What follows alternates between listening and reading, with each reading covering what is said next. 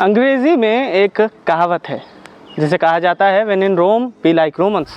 हिंदी में भी कुछ ऐसा ही है, कहा जाता है कि जैसा देश वैसा भेष। मैं हूँ चेन्नई से लगभग 150 किलोमीटर दूर। ये जो क्षेत्र है इसे गंगईकोंडम कहा जाता है, यानी ये वो क्षेत्र है जिसे चोल साम्राज्य का राजधानी का रूप मिला हुआ था।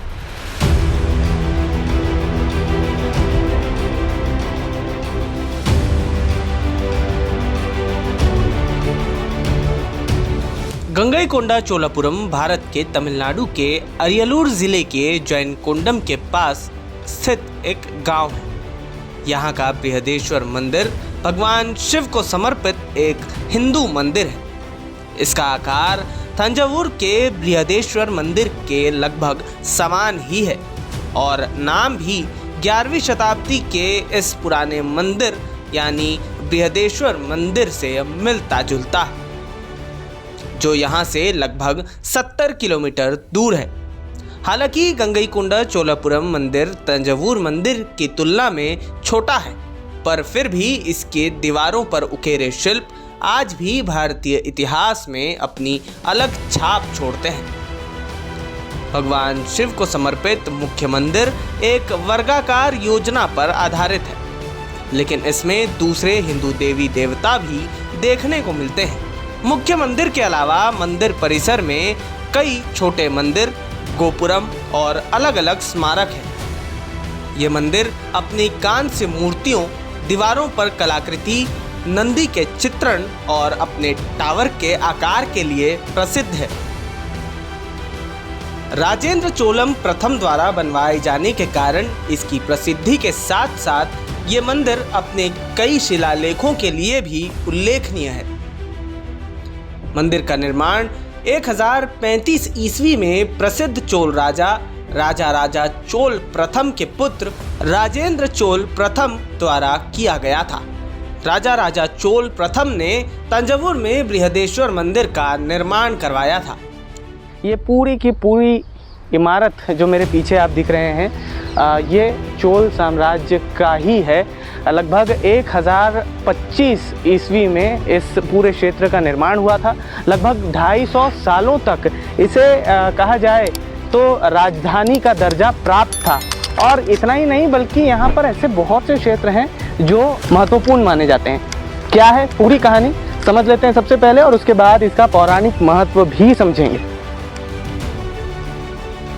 कुछ विशेषज्ञों का मानना है कि गंगईकोंडम के इस मंदिर का निर्माण 1020 ईस्वी में छठे शासन वर्ष के दौरान किया गया था, लेकिन शिलालेख 20वें शासन वर्ष का संकेत देते हैं, जो सन 1035 ईस्वी का है।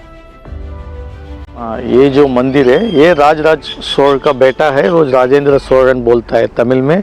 राजेंद्र चोलन वो बेटा ने बनाया, अपना पिताजी से थोड़ा बहुत अच्छा अधिक बनाना है, बड़ा बनाना है करके ये मंदिर को उन्होंने यहाँ पे बनाने के लिए शुरू किया। ऑलमोस्ट बना भी दिया है, लेकिन सर्टेन रीज़न के लिए वो मंदिर फुलफिल नहीं हो पाया, फिर भी ऑलमोस्ट बना चुका है।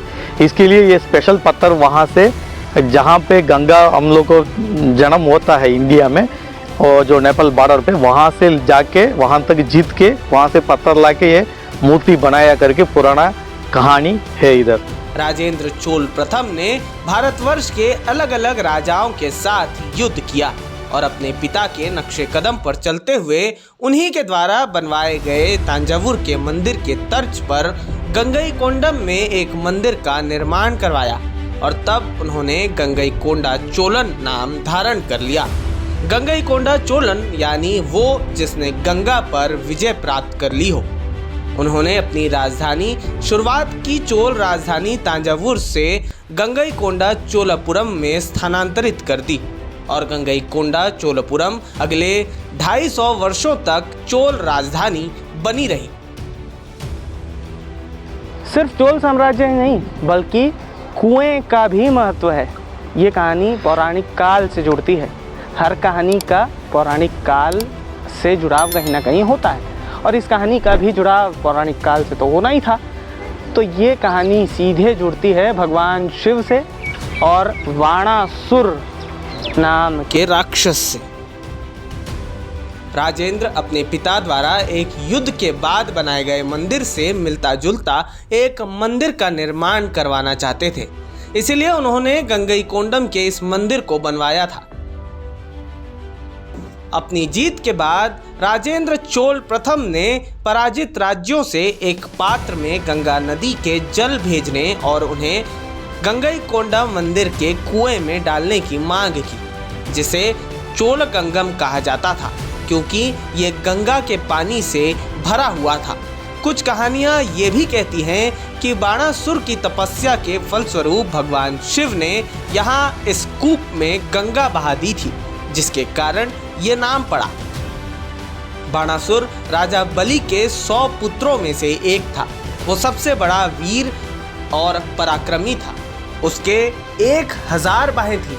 वो शैणितपुर पर राज करता था। उसकी पत्नी को देवर्षि नारद ने एक मंत्र दिया था जिससे वो सबको प्रसन्न कर सकती थी। एक दिन बाणासुर ने कार्तिकेय को खेलता देख लिया और भगवान शिव की ओर आकृष्ट हो गया। उसने भगवान शिव को प्रसन्न करने के लिए घोर तपस्या की और फलस्वरूप भगवान शिव से कई दुर्लभ वर प्राप्त किए, जिसमें से पहला कि वो अजर और अमर रहेगा, दूसरा कि बाहें कटने के कष्ट से उसे मुक्ति मिलेगी और तीसरा कि उसे महाकाल नाम से भी जाना जाएगा। तंजावुर से मिलता जुलता ये मंदिर और चोल साम्राज्य के दौरान रही ये राजधानी अपने अंदर कई रहस्यों को छुपाए बैठी है। ऐसे ही कुछ रहस्यों को लेकर अगली बार फिर मुलाकात होगी, कुछ ऐसे ही तथ्यों के साथ, कुछ ऐसी ही अनसुनी कहानियों के साथ, कुछ ऐसी ही अनदेखी तस्वीरों के साथ। मैं हूँ शुभम कुमार और आप सब जुड़े हुए थे मेरे साथ कुछ ऐसे रहस्यों के साथ जो शायद आपको भी अचंभे में डाल दे। नमस्कार।